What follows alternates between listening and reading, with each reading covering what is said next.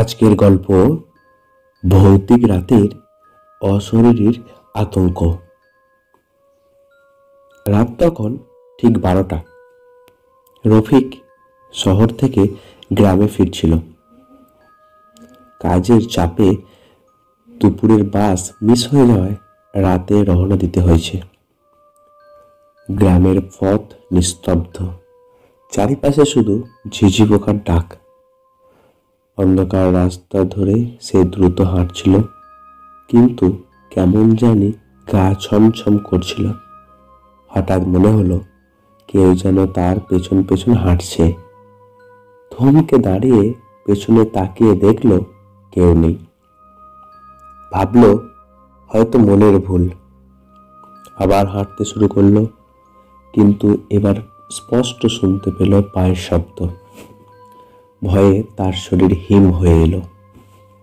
সামনে এগিয়ে যেতেই হঠাৎ দেখল রাস্তার পাশে একজন বৃদ্ধ দাঁড়িয়ে।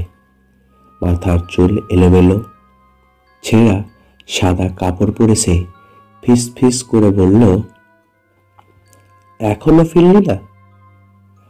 চলে এসেছি। রফিক থমকে দাঁড়ালো, গলার স্বর শুকিয়ে গেল। ওরা মানে কে? সে কিছু জিজ্ঞাসা করার আগেই বৃদ্ধটি মিলিয়ে গেল অন্ধকারের মধ্যে। আবার সে দ্রুত হাঁটতে লাগলো। কিছুক্ষণ পর দেখল পরিচিত রাস্তা কোথায় যেন হারিয়ে যাচ্ছে।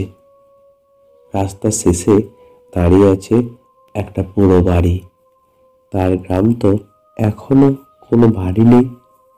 সে দৌড়াতে শুরু করলো, কিন্তু আশ্চর্যজনকভাবে সে যতই দৌড়ায় বাড়িটা যেন আরো কাছে চলে আসে। তখন এই প্রচণ্ড ঠান্ডা বাতাস বয়ে গেল তার শরীর ছুঁয়ে। হঠাৎ করে পেছন থেকে কেউ ফিসফিস করে বলল, তোকে তো আমরা অনেক দিন ধরেই খুঁজছি।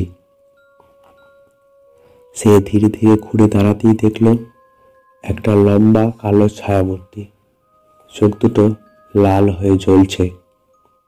সে চিৎকার করতে চাইল, কিন্তু গলা দিয়ে কোনো শব্দ বের হলো না।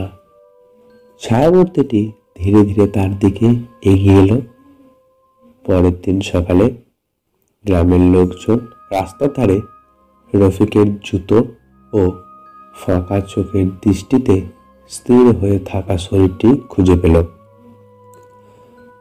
কেউ জানে না সেদিন রাতে ঠিক কি ঘটেছিল। আজও গভীর রাতে কেউ সেই রাস্তা দিয়ে গেলে শুনতে পায় ফিস ফিস করে কারোর কণ্ঠ, এখনো ফিরলি না? ওরা চলে এসেছে। গল্পটি কেমন লাগলো কমেন্ট করবেন, একটা লাইক করবেন, আর এরকম নতুন নতুন ভূতের গল্প শুনতে চ্যানেলটিকে সাবস্ক্রাইব করবেন।